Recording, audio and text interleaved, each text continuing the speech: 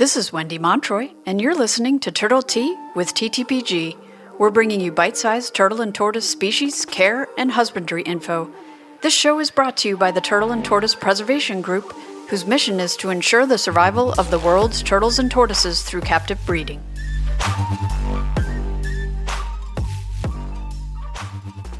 Today I'm joined by Raul Gonzalez, and we're going to be talking about breeding bog turtles. We'll go over everything you need to know from egg laying to hatchling care. Thanks again for joining me. Thank you for having me, Wendy. Appreciate you. So in our last episode, we covered care and husbandry. I think I know the answer to this question, but it's something I ask everyone. Do you think this species needs to be bred more in captivity? It would be nice if we could produce them in numbers or produce more because there's very little of them. It I wouldn't. mean, Go ahead.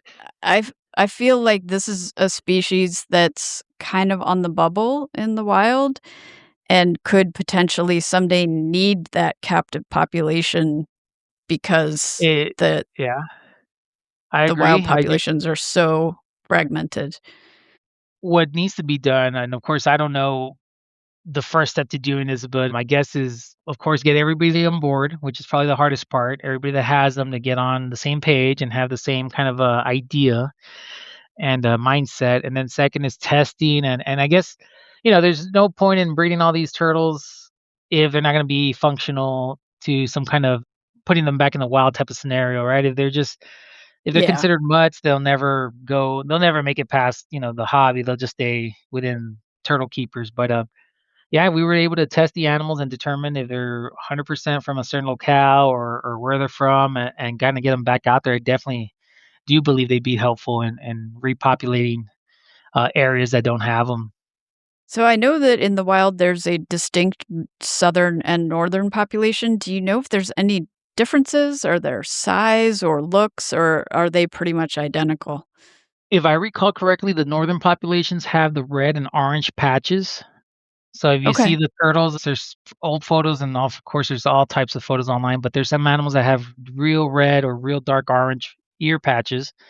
And then if I'm correct, the southern population has yellow or a cream orange color. So I want to say that's the kind of the distinction about size. I'm not too sure how much of a difference there are in size. I think they're all uniformly the same size, basically. But I do But think the yeah, coloration. if there's visual differences between the population, chances are there's definitely some genetic Yeah, for sure. changes going on there. Yeah. For sure. So I know in the wild I was reading it can take like 8 to 10 years for them to be mature. What's your experience with them in captivity? So there's a female that we got as a juvenile, not as a hatchling, but I think when I got her it was 2 years old, and she's 4 years now officially, and at 4 years she's laid her first clutch. Oh, wow. That's great. So That's an yeah, acceleration. yeah. I mean, It I feed them pretty well, or every other day, or every 3 days. But yeah, she's of size, and she's produced. Of course, we didn't get fertile, or no, we didn't get fertile eggs, but we she laid eggs. So hopefully okay. within time they'll be fertile, maybe a larger clutch. She laid only 2 eggs, but I think 4 to 5 years is the minimum, and then everything else is just different variables, right? If it takes longer, is obviously there's food intake or whatever going on that takes them longer to mature. And I know you mentioned last time they're not temperature sex dependent, so how long generally do you have to wait Uh, before the males reveal themselves? so it's hard. So that animal as a hatchling, it wasn't a itty bitty. It had some size already, but it looked. They all looked male. They have long tails, beefy tails even for females. But you have to have a male and female to compare side by side. Because even a female, if I showed you only female photos and asked you to guess the sex, you would say it's male, right? Because they just have Because they're thick tails. long. Yeah, long and Huh. thick. Of course, when you see a male, you know for sure it's a male because they got an even larger, longer tail. But you have to have them side by side. Once you see them side by side, you can kind of guesstimate the sex. They're not like spotted turtles. So we have some spotted turtles, and the females have really small, dainty, thin tails, and males have thicker tails, but it's not. So The it's more female obvious. yeah, female bog turtle has a thicker tail than a male spotted turtle. And then, of course, a male bog turtle has a huge, what's it called? Like a third leg per se. I mean, it's long. So Yeah, it's so super how long, many but years usually before you can tell? I would say 2.5 to 3, and So if you yeah. want a specific sex, you're waiting that long Yeah, to see what you it's get. a long time. Yeah, there's people that the few people that do have them and do hatch them, from my understanding, most of these guys have held on to them or sat on them until they can kinda see what they have, and then you hear about that one animal that's available. And what it is, it's most often a male, right? Because it's just a lot of males, but yeah, it takes Yeah. a while, and hence why nobody you don't get them. You don't see a pair available ever. I mean, maybe there is once in a lifetime chance that comes up, but it's not often. It would be very rare, yeah. Yeah, yeah. So, I know you house your animals separately, and in order to get them to breed, they're brumating over the winter in your fridge. So, once you bring them out of brumation and kinda get them warmed up and feeding again, how long do you wait before you start introducing the male? I probably give them about 2 to 3 weeks where I just feed the females heavy, give them anything and everything they wanna eat, whatever a varied diet, right? As much as I can of whatever they Okay, want. If they'll eat earthworms one day, next day, beef heart, and just, see them that they're eating. Of course, most of them, if not all of them, eat with no problem. Once I feel like they've okay. had some time to take in good food intake, then I'll introduce the male, and that's all they need. The male is he's a visual breeder. Once he sees the female, he chases after her and mounts her, and it's pretty straightforward. I don't need to do nothing special. I don't need to change, You the don't need to play play music music for them or or yeah, none of that. They do their thing, they go at it. The males can be pretty aggressive and pretty hard on the females, so, just depending on what I'm seeing, I'll either leave the male there for a few days, and if I see them that they're separate here and there, then I don't feel obligated to separate them, but if I see that the male's been hounding her, and every just time I stop by, constant he's on yeah. her, and every time yeah, then I'll separate him and give him a break and let her kinda take it easy. Maybe give her a few days off and then bring him in again, and I'll do that for about a month and a half. I don't think they need to be together every day for 2 months, but, Yeah. I think a few weeks together on and off is enough, and then I just look out for the pacing from the female down the line. Okay, so that's the sign that she's gonna nest. Will she be out on the land area kinda pacing around? It's interesting because. Before, as I guess as a novice, as a beginner, you never notice the signs, right? But as you start working with turtles, keeping different species, you start to see what they do when they need to lay. Then, of course, you note the month of the year, and you notice that this time of the year they start doing this. And so bog turtles will mostly stay in the water. They do come out on land. They do kind of hunker down under a stump or under cover. But a female will be out in the open, and they lay in the evenings, and they either lay before a rainstorm or during a light rainstorm. And it's pretty interesting because it's you'll never see her out and about, and then when she's looking to lay, she's out and about, and you're just like, "Huh, So you the know it's turtle that's coming. Yeah. never out in the open." Yeah, yep. And then, there's videos on my Facebook page where, I'm watching them dig a hole to lay. I'm watching them, drop eggs. It's been pretty cool that I can tell, give or take, by how they act that something's up, and they give it away when they're gonna try to lay or they're looking to lay. And how many eggs do they usually lay? On average, it's 2. The most that my Okay. animals lay is 4. I got one female that lays 4 eggs every time, almost every time. Like I said, this last year, she laid 2 and she didn't double clutch, but they lay 4. They will double clutch. I do think the young female that's laying now may double clutch in the future. This first year that she went, she only laid 1 clutch and of 2 eggs, and that was it, but I'll take anything, right? 1 egg. If they give me 1 egg, Yeah. I don't mind as long as they get the egg out, and if I'm able to hatch it, I'm excited and I'm, giddy.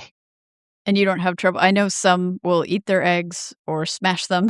You don't have that problem with them. With them doing it, no. Obviously, I've been a dummy and I've, dug in there a little bit kind of aggressively that I cracked an egg. I've Um, done that too. I did have one season where I don't know if something cut it or the turtle scratched it open, but there was 2 eggs out of the 4 that had slits in them, and the eggs were Hmm. recently laid, and it's not like there was a snake or a scarlet snake in the tub, trying to eat the eggs because it's a waterland tub with Yeah, a small land area.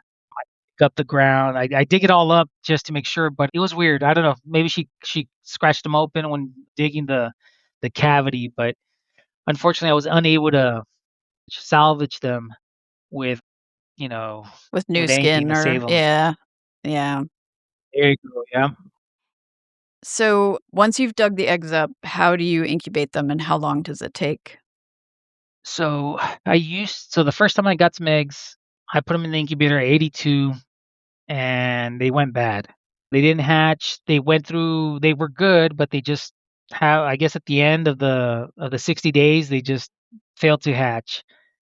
Were I they looked on online. I might vermiculite have or perlite? They were on vermiculite, and Okay. I feel like maybe 82 is too hot. After I kind of did a little Okay. asking around and kind of reading what I do now. Oh, and I kept them all together. So I'm kind of paranoid now in a sense that I separate each egg and I put them all Okay. in an individual little small deli cup with vermiculite. I do add sphagnum moss around the egg, moisten, and I set up each egg individually because I have this idea, this paranoia that if one egg goes bad and it molds up, it's going to transfer over to the good egg and then ruin the whole clutch one by one, right? So now to kind of Mhm. avoid having that happen, I set them up individually. I basically use those cups that they sell super worms in at a pet supermarket, Petco. They're like these little tiny, I don't know, about the size of a cat food Yeah, the can. little They're plastic containers, yeah. little holes, tiny, tiny holes. And I'll set them up in my bookshelf in room temp, 75 degrees, 74 degrees. And average is about 68 days. I'm always wanting them to hatch I've read that there's reports of them hatching at 58 days, 60 days, but 68 is about the average. And, they'll hatch on their own. Sometimes I've had some open the egg and unfortunately they opened or they hatched out a little too soon. They still had a yolk. And it's just something like, they're so small that if you try to tear them out and get them out of there, you probably do more harm than good. Yeah. And then if you if you leave them there, then, they they can also just die because they just weren't ready for it, and I've had that situation. So, it's always nice to I'm come in assuming or come home and see something. Go ahead. they're tiny as hatchlings. I mean, are they like Oh, yeah. They're, 5 or 6 grams or something? smaller, itty bitty. I mean, they're not dime size because 'cause that'd be crazy cool. Maybe penny. I think penny's about That's a still good size. I tiny. mean, yeah, I'd like to eventually maybe one day be able to hatch out maybe a three stripe, the bog, and all the tiny turtles that we keep and kind of do a comparison so you could see the variability in size and compare them. And of course, there's always that instance where one of them is just tinier than the rest, right? And it just makes them even look Yeah. smaller. But yeah, about penny size because their shell does broaden up after they've been out for a little bit.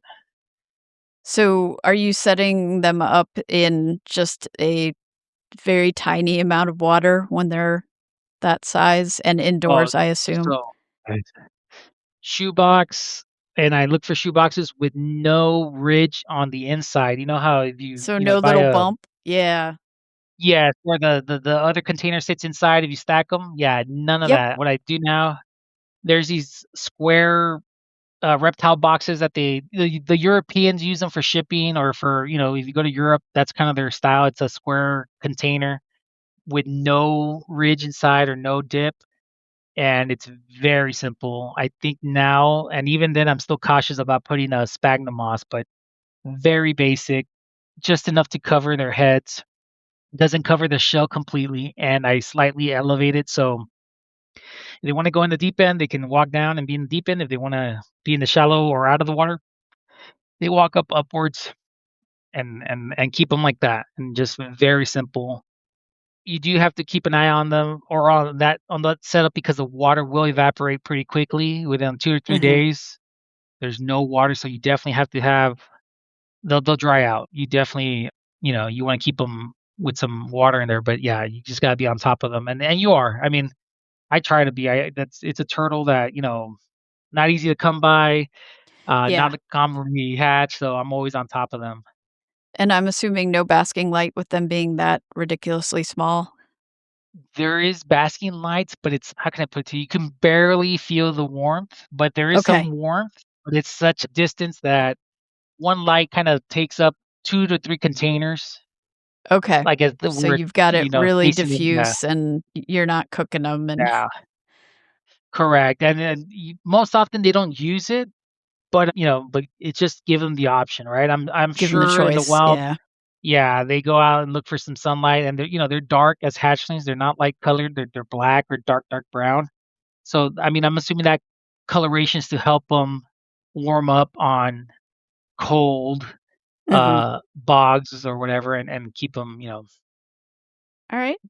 How are they as far as starting on food? Do you need to offer them, like, wiggly live stuff to get them eating, or they start eating right away?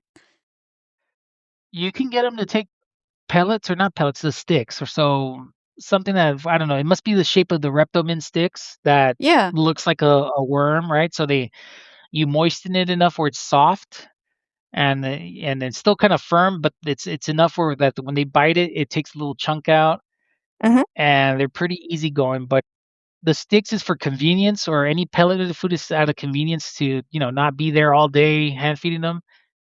But if you can get some baby night crawlers or baby earthworms or fine blackworms or fresh tubix worms, they can tell. I mean, they must smell it Yeah. in some extent on the animals that don't move, and they just go at it. They're naturally easy to get going. Okay, that's good. Yeah. And are you keeping the babies singly too? I know you keep your adults. Do you keep them, like, in a with clutch So, mates, or are they separate?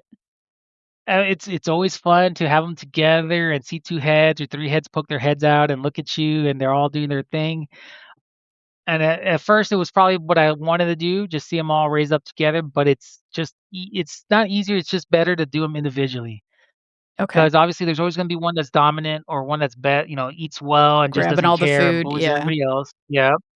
And there's some that are a little bit shyer or maybe they hatch a little bit smaller or later in a few days or a week later. So it's just better to do it individually. I have raised them up with spotted turtles. Again, it's more for like to see it in see a visualization of spotted and bog turtles together, hatchlings. It's really cool. But at the end of the day, it's probably best individual. I probably recommend just Okay. doing individually.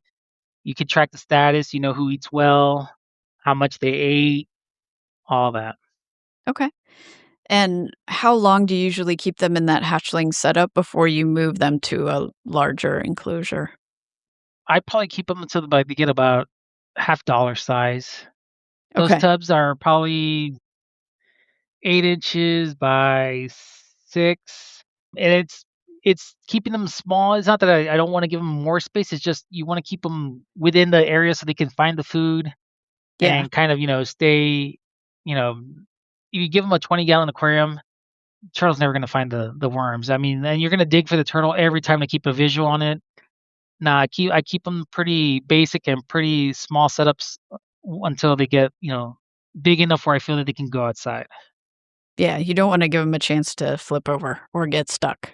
Oh, man, no, no, there's nightmare scenarios, and then, everybody's done something or had a situation where it's like, man, you wouldn't believe that something like that would happen or that's the case, but yeah. Yeah. Alright, so if someone is super into these and they wanna start breeding them, is there even a place for them to start? I mean, I'm assuming you said you've never seen a pair. If you manage to find someone who's gonna, sell you hatchlings, I guess you'd probably be lucky to get 1 or 2, right? You're not gonna get a big Yeah, group of them. unless somehow I mean, the what how can I say it? It's the bad side to all this is that money talks, right? In the Yep. instance, some of these people, it's more of a financial thing. I mean, I'm sure if you have the monies, you can get whatever you want, and if you can spend whatever amount you feel comfortable with, you can get them. Most of us turtle keepers, have a budget or have other things, and we don't have an income that we can just throw Unlimited. away and yeah, limited, correct. So it's one of those things where, if you got an opportunity, they're legitimate animals, you have the funds to do it, and you can pull the trigger. I mean, you're never gonna do it, or you're never gonna get the opportunity again. There's times where I missed out on something just because I was too, nah, I don't wanna, no, they'll be there next year, or this guy's gonna always breed Yep. them. Tomorrow I might go. Something might happen to me tomorrow. Who knows if my family would continue with them or they'll, just sell them. But if you have an opportunity to get them, work with them, network. A lot of people are tight-lipped or don't talk much about them, but once you get in it, you'll know who has them, and you'll work your way. I mean, the people, I don't want to. What's the word? Like, they're not going to just give you the animal, or they're not just going to give it or give you the option or offer them to you just because. They're going to want to know that you're serious, or they're going to Yeah, know you that you you can need to come have through when it comes to. a relationship beforehand so that people know that Yeah, this isn't just a, "Oh, I want this cool rare thing," and then you're gonna flip it 3 months from now yeah. or Oh, whatever. that's a big, Yeah. yeah. That really, I'm sure that stings when people give you, either they give you an opportunity or the deal of a lifetime, and then you end up flipping it. I'm sure puts a sour taste in their And I've mouth. heard of Uh, that happening with other species where someone was trying to yeah, be nice and give you a discount, and then it shows up online in 3 yeah. months for twice the price, Oh so man, yeah. Yeah, and then you can't do anything about it. And then also, you just gotta know that they're not cheap, right? It's not. I don't want to put yeah. a monetary value because they're. I might say it's this amount. Someone's gonna say no, they're more or less, but you just gotta have it when it comes available. Like and I'm guilty of not ever always having the funds at hand and working something out to get what I need or what I want. But some of these other people, you gotta have the money. You just gotta pull the when they tell you it's Yeah, available and they want this much, you gotta say okay and pay it and be done. You can't be like, no matter well, what. can you Yeah. give me 3 months? And yeah, unfortunately, I'm that guy that tells you I need 3 months to pay it. And luckily, I have a rapport with most people that are okay with doing that with me or working with me. But Yeah. some of these other guys are no. You wanted this turtle, you knew about it, you've been asking about it. Here's your date, or here's I have it now. Do you have the funds? And then that's where it becomes like, oh well, and that's what kind of also deters a lot of people because it's you gotta do it if it's there, and then Alright. So what's one piece of advice that you would give to someone who was really looking into keeping and breeding this species? do it because you like it and love it. Don't do it because you're thinking you're gonna get rich. Like I mentioned before, I thought I was gonna make so much money, and if I sold them, and the demand, and it hasn't been like that. I mean, there is a demand for them, but now it's more like a goal, right? Every year I'm trying to do catch. My success rate in hatching the eggs is like less than 50%. Right? I've hatched 2 out of 4, 1 out of 3. The end goal for me is to have a 100% success rate. But if you really get into these animals, that's the end game, to produce them, get them out there. Let's try to get the numbers up where they're not uncommon. Let's get them, out there where you see more people with them. Like, I kind of feel like I'm showboating all the time when I post them. It's not that I'm trying to rub it in people's face. I'm just trying to show, hey, they're out here. There's that's a turtle species you don't see often. Let me show you what I do or what they're doing, and that's about it. I mean, if you get them, do it because you like them, you have a passion for them, you have an interest in them. It's not about, oh well, they're worth this much, and I'm the only guy to Right. have them. No, it's not about There's that. I a mean, a difference in motivation between gonna make bank and, like, this is yeah, a holy grail species for me and I love them. Like, the yeah, motivation is different. and I do believe that's much. It's a level of maturity. Like again, 10 years ago, my mindset was, oh, I'm gonna be a big turtle breeder. I'm gonna have all these rare species. This turtle comes, sells for 7,000. I just need a few, whatever. Like that was the plan. As I've gotten older, as I've gone lost animals, gained animals, with all this, I'm just like, you know what? Now I work with what I like. whether it's $1,000 turtle or a $20 turtle. It's what I like. I enjoy watching them. You can ask Natalie anytime. I'll be outside for 2 hours just staring at ponds and just watching them swim, giving them more food that they need just to watch them eat, and that's it. I mean, now it's just a labor of love. If I'm able to make some money or trade and get another animal that I want without having to spend out of pocket, that's my ultimate goal. Well, that's fantastic.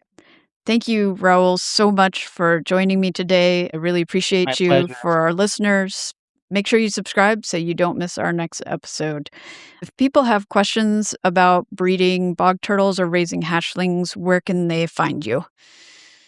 The TTPG Facebook group, pretty active Okay. on there. My Facebook or Instagram as well.